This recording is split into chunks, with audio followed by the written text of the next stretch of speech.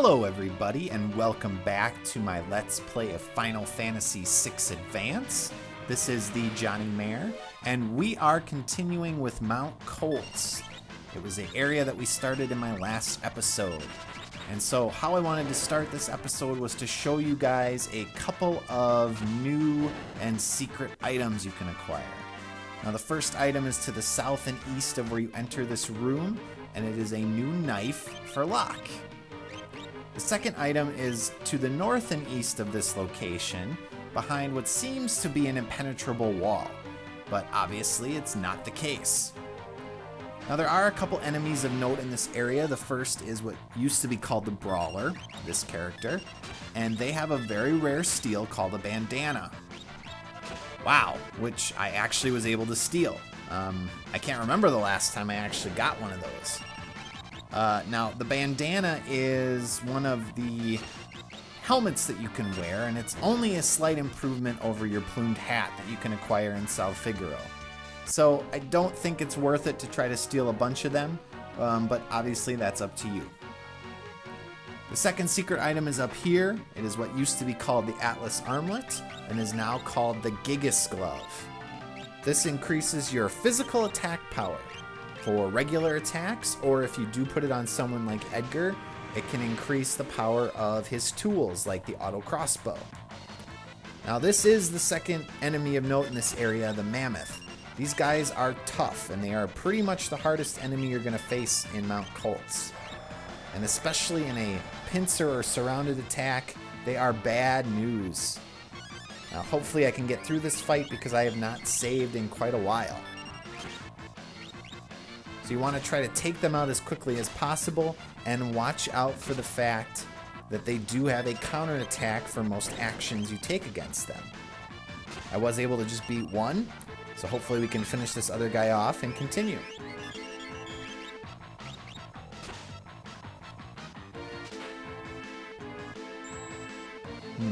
Come on now. Please die.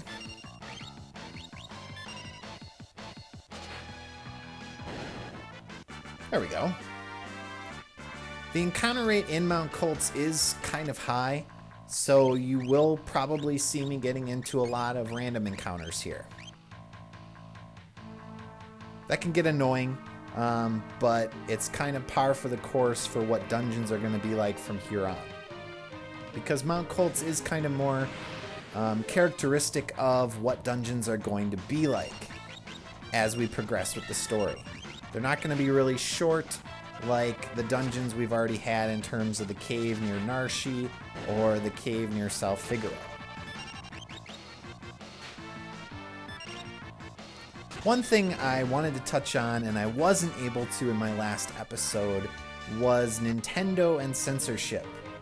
So when they originally brought this game over, as we follow this shadowy character, to the United States as Final Fantasy III for the Super Nintendo, they actually ended up censoring and changing a lot of different elements of the game.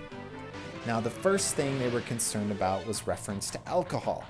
So you'll notice in South Figaro, although in this version it's called a pub, in the original version it was called a cafe. And they took out references to beer or mead and called them things like cider or soda pop. The second thing Nintendo was really concerned about was references to death. So spells in the game, characters in the game that used kind of the word death, or people talking about killing other people, all of that was changed in the original translation to the term doom, or use of things such as met his maker, get them, etc. And the last thing Nintendo was worried about, for the most part, was references to religion. And so a lot of the kind of religious symbols, terms were changed, and kind of the most characteristic of that was the staple spell in the Final Fantasy series. And make note of this room because it's going to come back again in the future. Anyway, the kind of characteristic or staple spell of holy. Now, in this game, in the original translation, it was called Pearl. which is an okay name. I can kind of see Pearl, I guess. It's a little bit better than Final Fantasy IV, which was called 2 here, which it was called White. So we are coming near to the end of Mount Kolts. We have a nice save point here. Feel free to recharge with a tent if necessary. I'm gonna save over my old file. No going back. And I'm pretty comfortable with my party here, so we'll move on. So the last thing we're going to have here is kind of a circular maze to get to the exit for this area.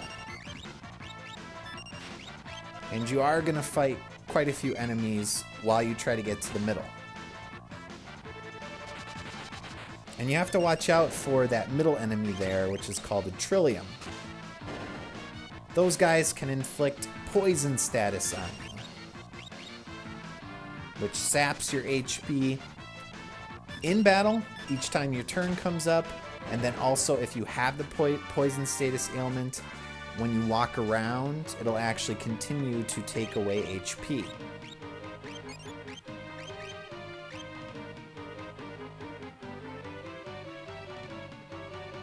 Usually you'll get into a battle with 2 Trilliums, which I just did. And this is when, with the poison touch there, you'll actually get the poison status ailment.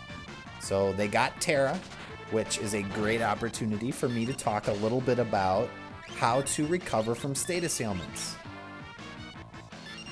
Now, traditionally, the way that you recover from status ailments in a Final Fantasy game is to use items. There are unique items that you can use to get rid of particular status ailments.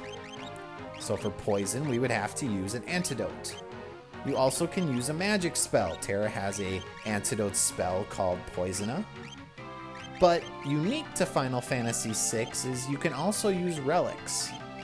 Now there are particular relics that prevent against using or acquiring a particular status ailment. And so when you equip them, it actually gets rid of that ailment. So it can save you on having to use items or magic power. But that's entirely up to you. You get to make that decision. I tend to do that, but if you want to use items or magic, feel free.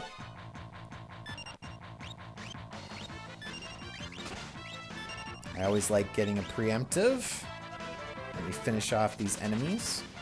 Now those birds, which we just slaughtered, they do have a break or stone attack. So if you would actually confuse them, they will sometimes use that attack on their own party members. And that's an instant kill.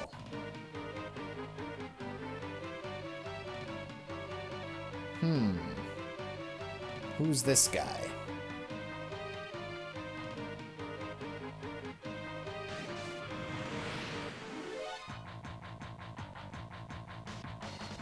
So hopefully this will be our last battle before we get to the exit. Let's quickly burn through these 2 Trilliums. Don't poison, don't poison, don't poison. Good.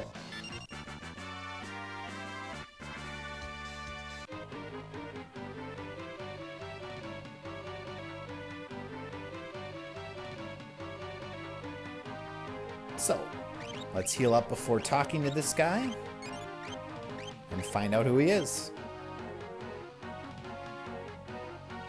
Vargas. I think that was the name of the son of Duncan.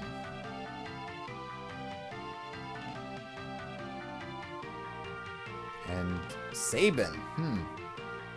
So Vargas was the one that we were following, that shadowy figure.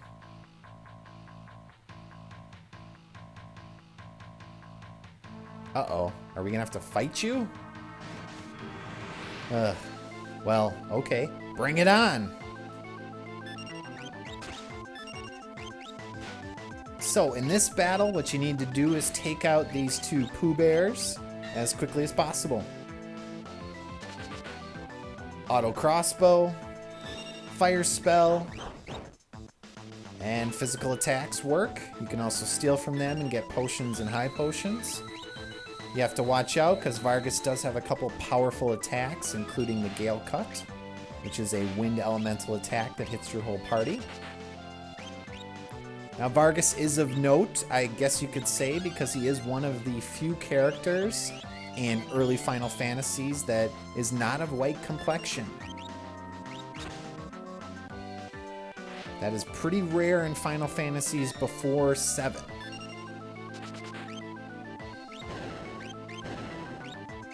Now, once you kill the bears, like I just did, you can actually start attacking Vargas. He does have quite a bit of HP, so it's going to take a little time to get him completely down. And in this battle, you're not actually able to beat Vargas with your group of 3 characters. You just have to wear him down enough that the battle is interrupted.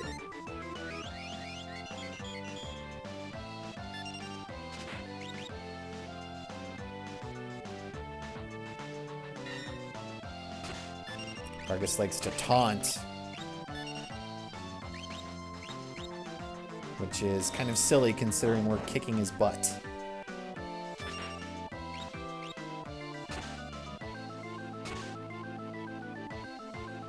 So there we go. He's gonna pontificate like most evil characters do. That's enough, Vargas. Ah, Sabin!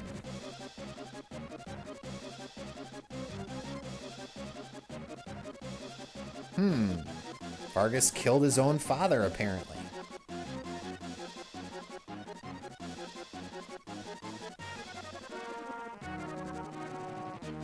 I guess he felt left out because apparently Duncan chose Sabin as a successor.